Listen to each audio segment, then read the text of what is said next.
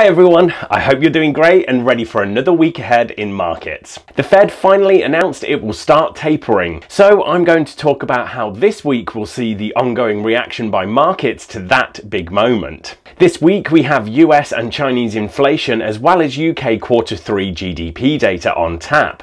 Stay right there. GK Invest presents the week ahead.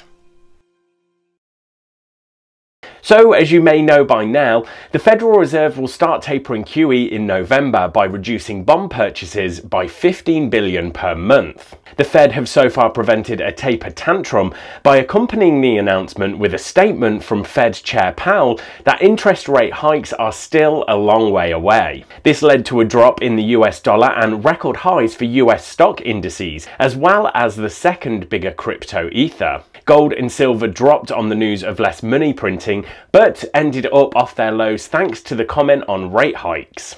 The DAX index all hit a record high last week after ECB President Christine Lagarde said it was, quote, very unlikely that the ECB will hike rate in 2022. That dual message of no rate hikes from the Fed and ECB is bullish for risky assets like stocks.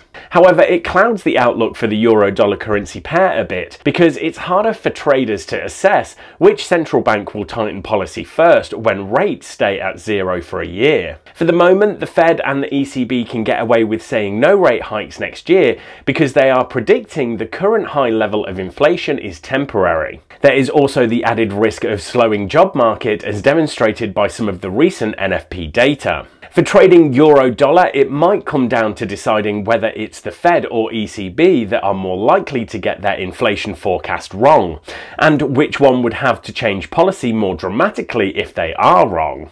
The 1.16 level is still key in euro-dollar. Whether it holds or breaks will give a clue which central bank the markets think is closest to a policy error. But before I carry on, please tap your phone or click your mouse on the thumbs up button if you like this video. It really is a big help to us, and may I say, thank you all for watching. Okay, let's turn our attention to the economic calendar. It's a little quieter than last week with no central bank meetings, but CPI data is out, and inflation remains a hot topic in markets for reasons I just talked about. The shifting consensus among economists is that inflation might remain high for a little longer, but that it's probably already peaked. With the big gains in oil prices in October, I wouldn't be surprised to see a number north of 5.4%, which should in theory be bullish for the US dollar. Less than 5.4% would help support the narrative of temporary inflation.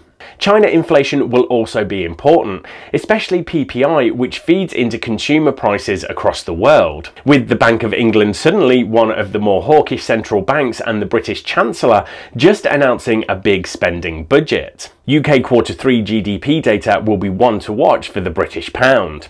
Right, thanks everyone, good luck trading this week, and make sure to click on subscribe so you don't miss the next episode of the week ahead.